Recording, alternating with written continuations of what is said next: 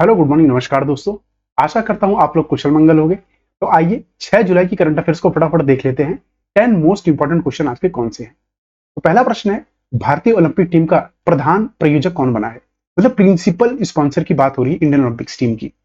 ए IOCL, B Tata, या सी ONGC, या D BPCL. तो इसका सही आंसर है डी बीपीसीएल। हाल ही में इसका प्रिंसिपल प्रायोजक बना है, ये आपको ध्यान रखना है। इसी के साथ अगर हम बात करें तो ये ध्यान रखिएगा कि भारत पेट्रोलियम कॉर्पोरेशन लिमिटेड ने पेरिस ओलंपिक 2024 और लॉस एंजलिस ओलंपिक्स 2028 को कवर करते हुए 4 साल के लिए भारत ओलंपिक संघ के साथ प्रमुख भागीदारी के रूप में भागीदारी की है। ये आपको ध्यान रखना है। किसके साथ? इंडियन ओलंपिक एसोसिएशन के साथ। बीपीसीएल पेट्रोलियम और प्राकृतिक गैस मंत्रालय भारत सरकार के तहत एक भारतीय केंद्रित सार्वजनिक क्षेत्र का उपक्रम है। बीपीसीएल का मुख्यालय मुंबई में है। बीपीसीएल के अध्यक्ष कौन है? जी कृष्ण कुमार, वही बिल्किश मीर। इसी के साथ अगर मैं आपसे अब बात करूं ओलंपिक्स के बारे में सारी जानकारी फटाफट ले लेते हैं। जैसे बिल्किश मीर पेरिस में होने वाले 48वें ग्रीष्मकालीन ओलंपिक्स 2024 में जूरी सदस्य नियुक्त होने वाले पहले भारतीय हैं। थॉमस बाग अंतरराष्ट्रीय ओलंपिक समिति, जो कि पेरिस में इस टाइम हो रहा है ओलंपिक्स, तो उसके 2024 के अध्यक्ष कौन है, ये आपको ध्यान रखना, थॉमस बाग। अभिनव बिंद्रा को 2024 पेरिस ओलंपिक के लिए टॉर्च बीरर के रूप में चुना गया है। पेरिस ओलंपिक 2024 के मस्कट क्या है? Olympic fridge. अच्छा, इसी के साथ आपको एक चीज ध्यान रखना है कि पेरिस ओलंपिक्स 2024 के कि हमारे ध्वजवाहक कौन है। ठीक है, फ्लैग बीरर कौन है? ध्यान रखिएगा, फ्लैग बीरर कौन है? शरद कमल। शरद कमल एक टेनिस प्लेयर है। क्या है? Table tennis player. ये आपको ध्यान रखना है। अगला प्रश्न देखते हैं। अगला प्रश्न है, म्यूनिक फिल्म फेस्टिवल 2024 में प्रतिष्ठित लाइफ टाइम अचीवमेंट अवार्ड किसने जीता? तो हाल ही में A Cillian Murphy, B Emma Stone, C Kate Winslet, या डी क्रिस्टोफर नॉलन। इसका सही उत्तर है सी केट विंसलेट को हाल ही में इस पुरस्कार से नवाजा गया है। आपने टाइटैनिक मूवी तो देखी होगी ना, टाइटैनिक, जिसमें क्या होता है आप सबको पता है, एक बड़ा सा जहाज पानी में डूब जाता है ना। कुछ लोगों को यह दिखा और कुछ लोग इसको अलग दृष्टिकोण से देखते हैं।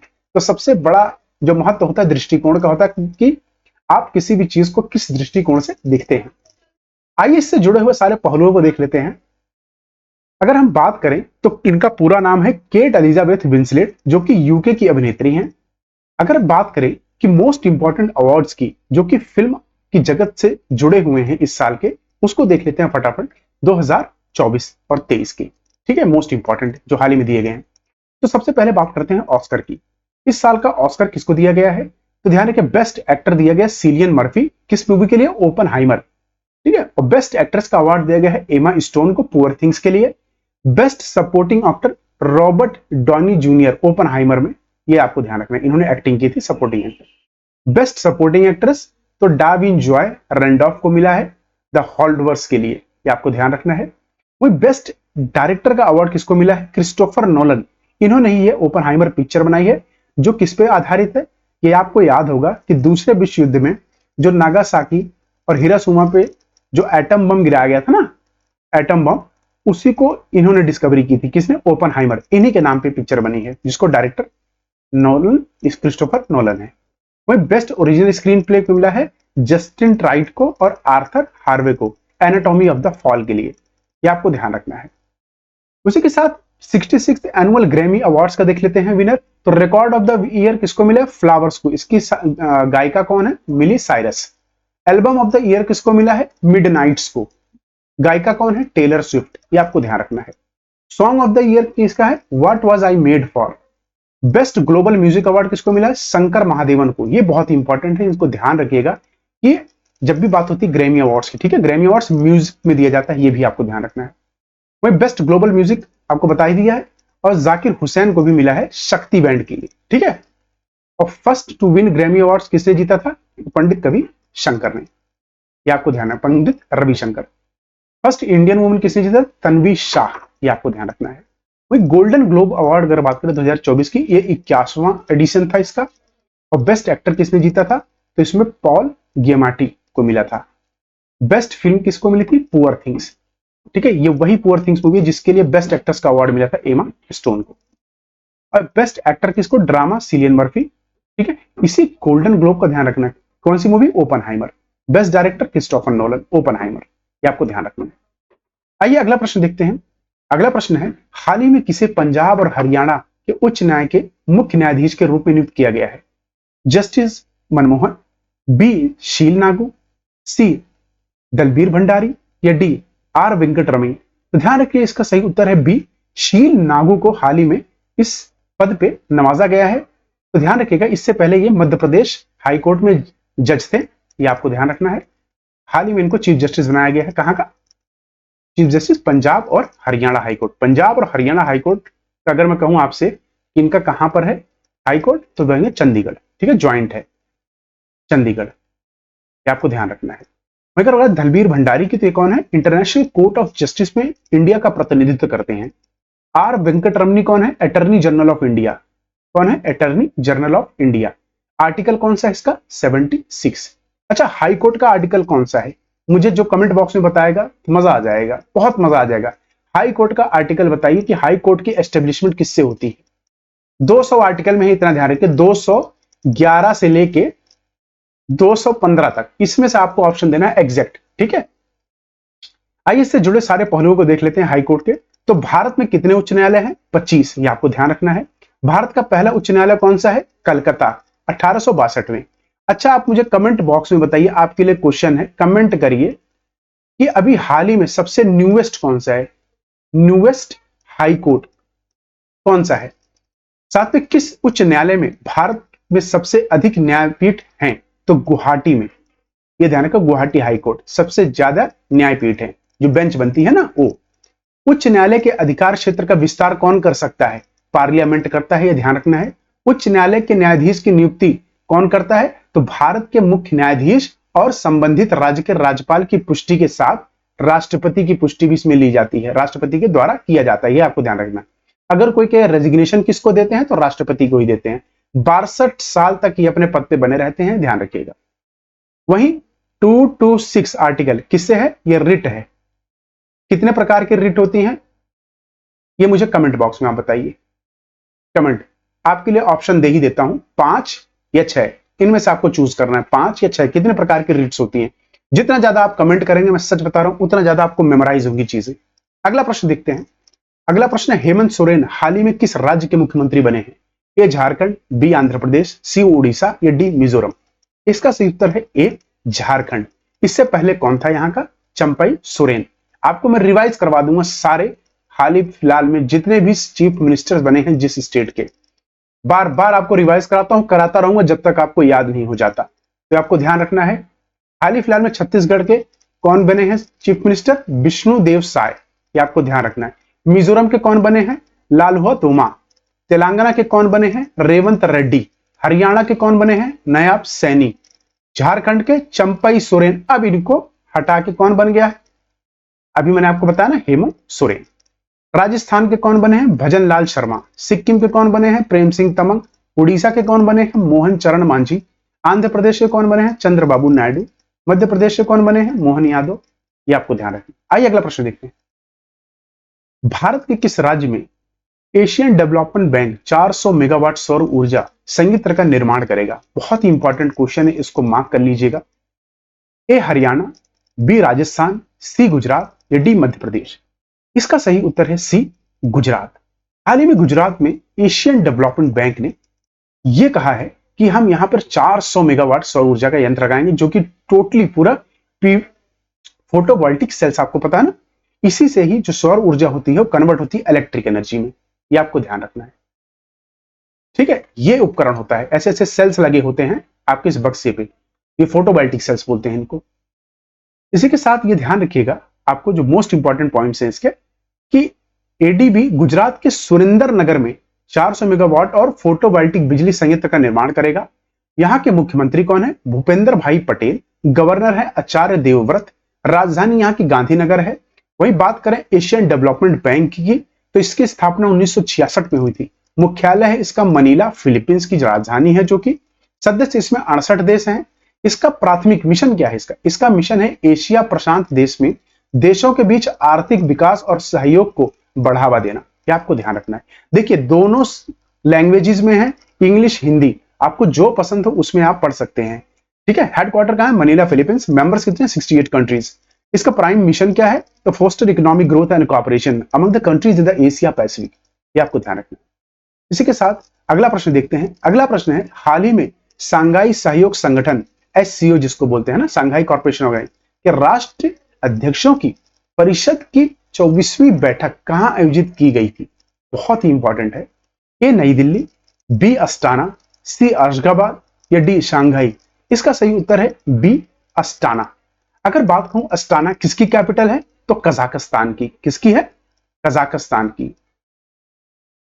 यह आपको ध्यान रखना है, यहां से बहुत बार प्रश्न आया है कि कजाकिस्तान की कैपिटल अस्टाना, उज्बेकिस्तान की तशकंत, ठीक है, यूटी, ये आपको ध्यान रखना। कजाकिस्तान के ए, देखो काजा और अस्टा, ये आपको ध्यान रखना। बिश्केक, बिश्केक किसकी है? ये देखो किर्गिस्तान, जहां आएगा क्रिक वहां लग जाएगा बिश, देखो क्रिक बिश, ये आपको ध्यान रखना है। इस्लामाबाद पाकिस्तान की है, ये आपको पता होना चाहिए। दशानबे कहां की है? ताजी, ताजे 10 आम लेके आओ, ठीक है, ताजे 10 आम लेके आओ, ऐसे याद रहेगा, ये आपको ध्यान रखना है। वहीं बीजिंग किसकी है? चाइना की। रशिया की कौन है? मॉस्को। आइए इसके साथ इसके मोस्ट इंपॉर्टेंट पॉइंट देख लेते हैं। शिखर सम्मेलन का मेन उद्देश्य क्या है? अभी इसी शिखर सम्मेलन में 10वां पूर्ण सदस्य, ठीक है, परमानेंट मेंबर बनाया गया, किसको? बेलारूस को, ये आपको ध्यान रखना है। सांघाई सहयोग संगठन कजाकिस्तान, चीन, किर्गिस्तान, रूस, उज्बेकिस्तान और तजाकिस्तान द्वारा 2001 में स्थापित किया गया था। 2017 में भारत और पाकिस्तान आधिकारिक तौर पर पूर्ण सदस्य के रूप में एससीओ में शामिल हुए थे। अगर पूछा जाता है भारत ने कब ज्वाइन किया था, तो आपका आंसर तैयार रहना चाहिए 2017, ये आपको ध्यान रखना है। कई बार एसएससी और रेलवे में पूछा गया है प्रश्न, आप देख लीजिएगा। कुल सदस्य इसमें कितने हैं? 10। कौन कौन है? चीन, भारत, कजाकिस्तान, किर्गिस्तान, रूस, पाकिस्तान, तजाकिस्तान, ईरान, उज्बेकिस्तान और बेलारूस। कैसे याद करोगे? तो सारे तान ले लेना इसमें, ठीक है, सारे तो तान है इसमें। अगर इसमें आप देखो तो अफगानिस्तान को हटा दो तो बाकी सारे तान हैं, और साथ में बेलारूस, चीन, भारत, पाकिस्तान, रूस, खत्म इसके साथ, ठीक है। मुख्यालय है इसका बीजिंग, चाइना। आइए अगला प्रश्न देखते हैं। अगला प्रश्न है, 97वीं आसियान विदेश मंत्रियों की बैठक 2024 की मेजबानी करने वाला कौन सा देश है? Very important question again. A Laos, B Myanmar, C Thailand या डी मलेशिया। इसका सही उत्तर है ए लाओस। लाओस कहां पर है? तो ये देखिए, ये आपका लाओस है जो कि वियतनाम के ऊपर, ठीक है, म्यांमार के बगल में स्थित है, ये आपको ध्यान रखना है। वहीं ये कैसी कंट्री है? तो लैंड लॉक्ड है। लैंड लॉक्ड क्या होती है? जो कि चारों तरफ से पृथ्वी से घिरी होती है, मतलब किसी ना किसी देश से घिरी होती है, उसका कोई किनारा समुद्र को नहीं छूता, ओशन को नहीं छूता, उसे लैंड लॉक्ड कंट्री कहते हैं। तो इसको आपको ध्यान रखना, कहां हो? लाओस में होगा। दक्षिण पूर्व एशियाई देशों के संगठन आसियान के विदेश मंत्रियों की 57वीं बैठक 21 से 27 जुलाई तक लाओस की राजधानी वियनतियाने में आयोजित की जाएगी। दक्षिण पूर्व एशिया राष्ट्रों के संघ की स्थापना कब हुई थी? 8 अगस्त 1967। सदस्य देश 10 हैं इसमें, Brunei, Cambodia, Indonesia, Laos, Malaysia, Myanmar, Philippines, Singapore, Thailand, Vietnam. क्यों मैंने इनके नाम लिए? मैं नहीं ले सकता था, रीजन ये है मैंने लिए कि ध्यान रखिएगा भारत इसका सदस्य नहीं है, भारत इसका सदस्य नहीं है, भारत इसका सिर्फ ऑब्जर्वर मेंबर है। क्या है? ऑब्जर्वर मेंबर है, ये आपको ध्यान रखना है, ठीक है। भारत इसका सदस्य नहीं है, ये आपको ध्यान रखना है। वहीं अगर बात करें इसके मुख्यालय, तो जकार्ता जो कि इंडोनेशिया की राजधानी है, यहां इसका मुख्यालय है। अच्छा, इसका आदर्श क्या, मोटो क्या है? एक दृष्टि, एक पहचान, एक समुदाय। कितना अच्छी बात है। इसी प्रकार अगर हमारा देश भी इस अतुल्य शब्दों के साथ चले तो कितना आगे बढ़ेगा। आइए अगला प्रश्न देखते हैं। अगला प्रश्न है, विश्व का सबसे बड़ा एल्युमिनियम उत्पादक देश कौन सा है? ए भारत, बी रशिया, सी चाइना या डी कनाडा। इसका सही उत्तर है सी चाइना। विश्व में जितना भी उत्पादन होता है ना एल्युमिनियम का, उसका 38% अकेला चाइना करता है, ये आपको ध्यान रखना है। 38% नंबर 1 पे है, रैंक कितनी है इसकी? नंबर 1 रैंक पे है। अगर बात करें दूसरे पदार्थों की, तो ध्यान रखिएगा किस किस में नंबर 1 है? तो सोने में चाइना नंबर 1 किस किस में? सोना, टिन, मैग्नीशियम, शीशा, चूना पत्थर और कोयला, इन सब में नंबर 1 रैंक है इसकी। वहीं चीन एल्युमिनियम का वैश्विक उत्पादन में नंबर 1 पर है। यह उत्पाद एयर स्पेस, मोटर वाहन, निर्माण जैसे विभिन्न क्षेत्रों में उपयोग किया जाता है। आपको पता है जो मोबाइल बनते हैं ना हमारे, उसमें भी एल्युमिनियम का बहुत यूज होता है। खासकर जो फ्लाइट्स होते हैं ना, उनको हल्का करने के लिए तो एल्युमिनियम का यूज किया जाता है। जो भी गाड़ियों की स्पीड बढ़ानी होती है ना, तो उनका एल्युमिनियम पे देखो, एक तो मजबूत है, क्या है, एक तो मजबूत है, साथ में क्या होता है, मजबूती के साथ साथ हल्का भी है, क्या है, हल्का, इसलिए इसका यूज ज्यादा किया जाता है। वही हमारे यहाँ के राष्ट्रपति कौन है, बात करें तो शी जिनपिंग, कहां के, चाइना की बात हो रही है, ठीक है, चाइना की। राजधानी क्या है, बीजिंग, ये आपको ध्यान रखना है, ठीक है। वही अगर बात करें भारत किस पर नंबर 1 पे, तो भारत एक ही चीज में नंबर 1 है, डोलामाइट, और दूसरा किस चीज पे है भारत नंबर 1, करप्शन, ठीक है। करप्शन इसलिए कह रहा हूं कि यहाँ के नेता कभी भी, चाहे कोई भी पार्टी का हो, मैं किसी को टारगेट नहीं करूंगा, क्योंकि I don't support any party, I just support only individual person, कि जो भी कैंडिडेट अच्छा होता है। तो यहाँ पे पार्टी में जो भी नेता आता है, वो बस यही देखता है कि यहाँ की स्टूडेंट्स के बारे में, ना तो उनकी नौकरी के बारे में कुछ नहीं सोचता, सिर्फ अपने परिवार, उनके कल्याण के बारे में सोचता है। आइए अगले प्रश्न पे चलते हैं। अगले प्रश्न से जाने से पहले ये एक बार मैप जरूर देख लीजिएगा चाइना की, चाइना की लोकेशन क्यों इंपॉर्टेंट है, कई बार क्वेश्चन आ जाता है। तो ये देखिए चाइना की लोकेशन, ये आपका यहाँ पर इनका बीजिंग, यहाँ पर स्थित है, ये आपको ध्यान रखना है। तो sir north Korea, south Korea, Japan, ये हमारा प्यारा भारत देश। अगर मैं कहूँ आपको इंडिया का नक्शा बनाने, तो इंडिया का नक्शा आपको बनाना मैं एक दिन सिखाऊंगा, बहुत अच्छा लगेगा आप। आइए अगला प्रश्न देखते हैं। अगला प्रश्न है, किस राज्य ने हाल ही में जनता के लिए लोकपथ मोबाइल ऐप लॉन्च किया है? ए उत्तर प्रदेश, बी मध्य प्रदेश, सी तेलंगाना, डी उड़ीसा। इसका उत्तर है बी, मध्य प्रदेश ने हाल ही में लोगों के लिए लोकपथ मोबाइल ऐप लॉन्च किया है, ये आपको ध्यान रखना है। मध्य प्रदेश का एक बार लोकेशन जरूर देख लीजिएगा। तो इसको इसीलिए मध्य प्रदेश क्यों कहा था, बीच में स्थित है, देखिए ना, इसकी राजधानी क्या है, भोपाल, ये आपको ध्यान रखना है, ठीक है। कितने राज्यों से इसकी सीमा लगती है, तो राजस्थान, उत्तर प्रदेश, यहां आपका छत्तीसगढ़, छत्तीसगढ़ को 2001 में अलग करके मध्य प्रदेश से अलग किया गया था, आपको ध्यान रखना है। वही इधर महाराष्ट्र, इधर गुजरात। आइए इसके साथ मोस्ट इंपॉर्टेंट पॉइंट इसके देख लेते हैं। तो लोक निर्माण विभाग द्वारा तैयार लोकपथ मोबाइल ऐप जनता के प्रति आर्थिक पारदर्शिता और जवाबदेही कार्य प्रणाली अपनाने हेतु जन कल्याण के मार्ग पर निरंतर आगे बढ़ने की दृष्टि से शुरू किया गया। मोबाइल ऐप आम जनता को सड़कों की समस्याओं की रिपोर्टिंग करने की सुविधा प्रदान करेगा और अधिकारियों की जवाबदेही सुनिश्चित करेगा। यदि ऐसा हर डिपार्टमेंट ऐसी ऐप लेके आ जाए, तो मुझे लगता है कि 60% से ज्यादा प्रॉब्लम सॉल्व हो जाएंगी, 60% से ज्यादा। क्षेत्रफल के हिसाब से भारत का सबसे बड़ा राज्य है, नंबर 1 पे कौन है, राजस्थान, ये आपको ध्यान रखना। यहाँ के सीएम कौन है, मोहन यादव, राज्यपाल कौन है, गंगू भाई सी पटेल, कैपिटल क्या है, भोपाल, ये आपको ध्यान रखना है, ठीक है। अगला प्रश्न देखते हैं। अगला प्रश्न है, when is world zoonosis day is observed? विश्व जूनोसिस दिवस कब मनाया जाता है? ए 12 जुलाई, बी 6 जुलाई, सी 1 जुलाई, या डी 22 जुलाई। इसका सही उत्तर है बी 6 जुलाई। अच्छा, जूनोसिस से आप समझते क्या हो? जूनोसिस का मतलब होता है जू मतलब ध्यान रखिए, जू इसका, अगर आप इसके वर्ड्स पे जाए ना, तो जू मतलब कहते हैं एनिमल, एनिमल। जो भी डिजीज, जो जोनित, आपने सुना होगा ना, जोनेटिक, जोनेटिक डिजीज, जो भी डिजीज ना जानवरों से होती है, उन्हीं का ये दिन मनाया जाता है कि स्टडी के लिए, ठीक है, उन्हीं के दिन की स्टडी के लिए ये दिन मनाया जाता है, उसे कहते हैं जूनोसिस डे, ये आपको ध्यान रखना है। तो जानवरों से जुड़ा दिन है ये। इस बार की थीम क्या है, वर्ल्ड जूनोसिस डे 2024 की थीम इस बार है कि preventing the spread of zoonotic disease.